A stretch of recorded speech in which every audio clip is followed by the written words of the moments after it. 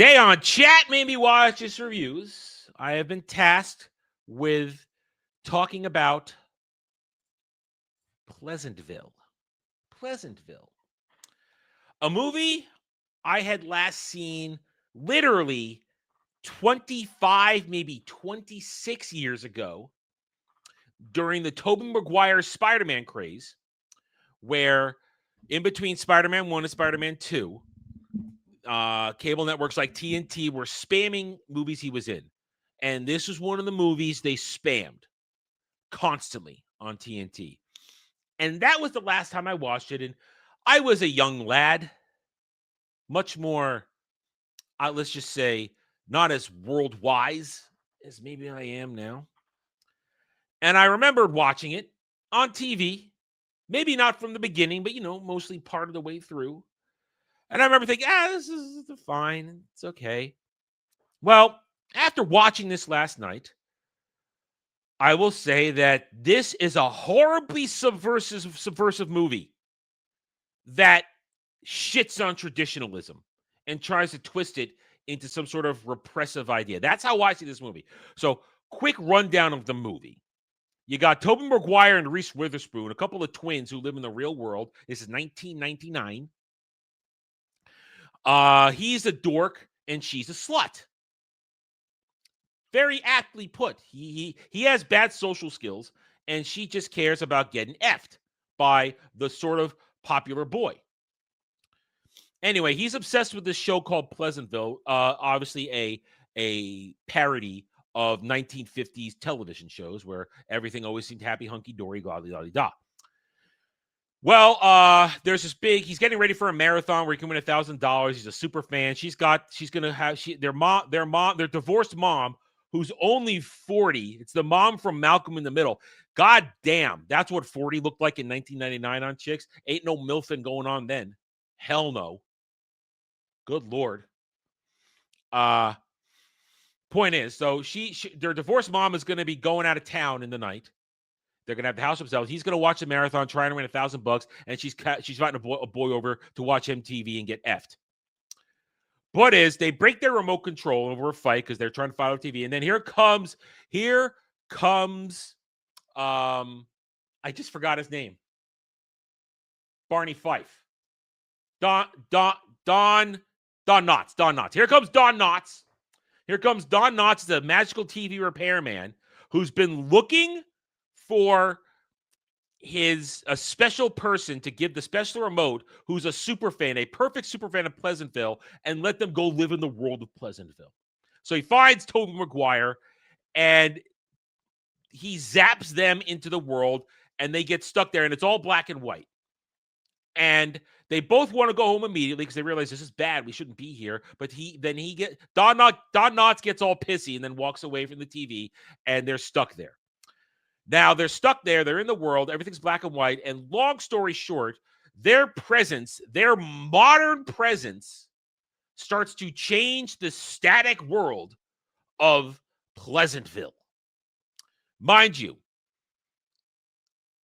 Pleasantville, as I said, is supposed to represent a parody of the 1950s ideals where traditionalism was pushed. Everything was always happy, this and that. If people got in trouble, it was not bad trouble, stuff like that. And we're talking 50s. We're not talking Happy Days representation where it was a little more realistic, where things were like that. We're talking the idealized subversion. But think about 50s television shows like Leave It to Beaver, like My Three Sons, all that kind of stuff. The Donna Reed show, all that stuff. It was showing good values. Was it cringy and hokey? Yes. But they represented good traditional values that people should aspire to and that aren't wrong. A man who works all day doing the job to earn the money for the family, the sole breadwinner, when he comes home and has a wife who is the housewife, her job is to take care of the house, it's pretty good. It's pretty right to have her have had made dinner when he comes home. Nothing wrong with that. Nothing wrong with that. It's expected that kids study, get good grades, participate, get a job, Get a job working at the diner. Anyway, so they get injected into this world. And here's where this movie could have tackled this subject matter better, because what happens is Tobey Maguire, he's just trying to adjust, but Reese Witherspoon, who's a slut, decides she's going to change the world to be more like what she needs. And you got what's his name? Guy who died from Fast and Furious, Paul Walker. Paul Walker's hot jock character. She wants to leave until she sees hot jock guy Paul Walker and realizes, oh, canonically he's into her character, so she plays into it. And she changes the world when they go to Lover's Lane, and she F's him.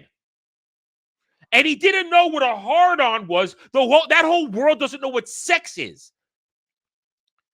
Which, you have kids everywhere. It's really dumb idea to have a world that's pushing traditional family values where you have families and have the characters not know what sex is or have never had it before. I mean, the wife, the mom, she doesn't know what sex is, has to have Reese Witherspoon slut explain it to her, and then she fingers herself in a bathtub, flicks the bean, and sets a tree on fire when she orgasms. And they don't know what fire is in that world, because in that world, firemen are only there to rescue cats out of trees. So the whole world starts to change when, essentially, as I understand it, you turn color. Color happens when you access the full range of human emotions, the desires. We'll say it maybe a combination of 7 deadly sins plus actually being normal. And the normalcy of Pleasantville goes away because now people are thinking, because apparently traditionalism rots your brain where you don't think for yourself. That's what I'm seeing in this movie. That's what I'm saying is. And the only way you can break out of traditionalism is to have Reese Witherspoon be a slut and teach all the other girls to be sluts. She turns all the teenagers in town into horny sluts who are all effing constantly. That's what happens. They could have had the idea, and here's the problem. You would think this is a movie that's going to teach about, and eventually Reese Witherspoon, she decides not to be a slut. After she turns Paul Walker into a horny slut man, she decides, oh no, now I'm not going to be a slut because now I don't want to be a slut. I want to be traditional. But she never went through the actual story arc of becoming traditional. This movie shits on all the traditionalism, yet at the end embraces it as though it taught people a lesson when it never took the time to teach a lesson. It's all busy about progressivism, colors. I mean, at one point, Jeff Daniels' character, who openly has adulterous affair with the mother, she leaves her husband for no reason to go have an affair with him. No way. And he paints a nude picture of her on his soda pop store window. I'm sorry, in any world, that would be offensive because kids can see that. See, here's somebody with a progressive mind, with a commie Marxist progressive mind in 1999, thought they were clever, thought they could hide this type of, let's expose our children to sex and nudity, but it's art. It's art. Yeah, you know where art is? In a museum where you can control it and express it. This is art from a period of time, and it's done in an artful way. No, he has a whole picture of the mother completely freaking nude, sitting, lounging on the countertop. And even with her mange is showing. Her mange is showing. I'm not a prude, but that is lewd for kids to see. It is lewd. But they're trying to hide it like, oh, it's art, expressive. It's good. It's evoking emotion in this stagnant black and white world. No, it isn't. That is wrong. It is. It's a border. It's a border. It's a line they crossed. And then and of course, they also wanted to be clever. As more and more people become color, they, of course, at the moment, no colors allowed. Oh, you're so clever. You're so clever. You wanted to get in there because there are no black people in this town. No black people in Pleasantville. So you had to get the racism in there somehow. Point is, the entire movie is about people finding themselves, but if you hadn't had the instigating act be Reese Witherspoon teaching girls to be sluts, it would have worked out fine. The movie would have had a better tone, but no matter what, the entire undertone of the movie is people started having color injected life because they became whores. Because women became whores and women leave their husbands for no reason. I mean, William H. Macy's dad did nothing wrong the entire movie, but he's supposed to be a simp for his wife at the end because now she's colored. He's supposed to love her. Anyway, she walked out of him, had an affair with Jeff Daniels, Soda Pop Man. It's really quick. They show them kissing. It's like in a flash of a moment, but they kiss. They may or may not have had sex, but she essentially cheated on her husband and was okay. At the very end of the movie, too, they swap back and forth. There's a surreal moment to close out the movie. And so it's all wrong. The idea is not wrong. Excuse me. Injecting life into your dullness, but you shit on traditionalism to do it.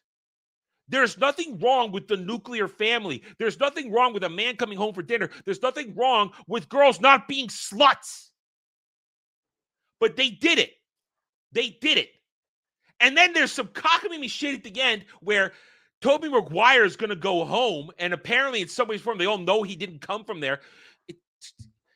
But Reese Witherspoon, now non-slut version, they had burning books in it too. They got that going.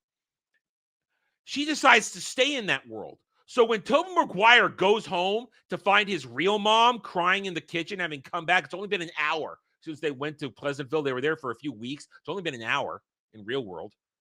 She's crying, accepting that, I'm a slut myself. And he learns his social lessons that he learned in Pleasantville to wipe her tears. She doesn't ask, where's your twin sister? It's like she's been wiped from everybody's memory then. So Reese Witherspoon is living a life where she isn't a slut in the real world. She's a born again good girl in Pleasantville world because she couldn't go back to the real world because she was such a slut and a bad student and had no future. This movie teaches you to run away. She's running away from reality. This movie has no good lessons in it in the end. It's not a good movie. I thought it was a harmless movie. No, it's not. It shits all over traditionalism. They learn no freaking lessons. All Tobey Maguire learned was how to ask a girl out on a date. And they teach people that rain doesn't hurt and it's okay to like art. He didn't learn anything. Reese Witherspoon learned how to not be a slut after ruining a world by making girls sluts. I hate this movie. I think it's a terrible movie. It's subversive. It's coding its messaging in, don't you want to love life? Don't you want to feel alive? But it's doing it in a lot of progressive bullshit while shitting on traditionalism. So there it is. Pleasantville. I don't like this movie. I thought it was going to be okay. I thought it was going to be a mild-mannered take today. No, I was pissed off last night watching this shit. I was good and pissed off. But see, that's the thing. At the end, the final scene, where do we go now? What do we do? It's who?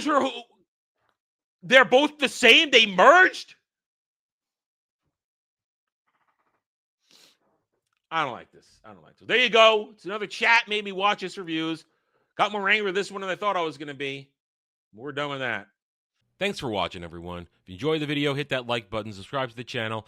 Check out my gaming channel at Renaissance Nerd Arcade and follow me on X Twitter under @TheRedNerd. Thanks again for watching.